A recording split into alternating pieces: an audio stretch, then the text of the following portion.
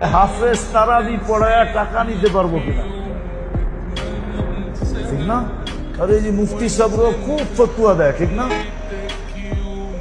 এটাই তো জিজ্ঞেস করেন, ঠিক না?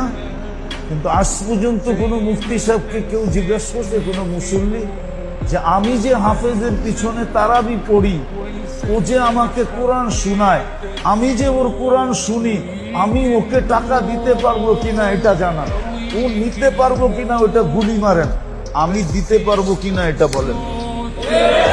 এই প্রশ্ন আজ পর্যন্ত কেউ করছে? হ্যাঁ, না সেক্রেটারি করছে জিগান, না সভাপতি করছে জিগান, না মসজিদ কমিটি করছে জিগান। হাফেজ নিতে পারবো কিনা এটা প্রশ্ন করে, এটা প্রশ্ন করে না আমি দিতে পারবো কিনা। হাফেজ তারাবি পড়ায়া টাকা নিতে পারবো কিনা,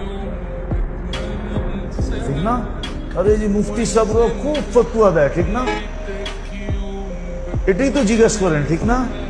কিন্তু আজ পর্যন্ত কোনো মুফতি সাহেবকে কেউ জিজ্ঞেস করছে, কোনো মুসল্লি, যে আমি যে হাফেজের পিছনে তারাবি পড়ি, ও যে আমাকে কোরআন শোনায়, আমি যে ওর কোরআন শুনি, আমি ওকে টাকা দিতে পারবো কিনা এটা জানান, ও নিতে পারবো কিনা ওটা গুলি মারেন, আমি দিতে পারবো কিনা এটা বলেন।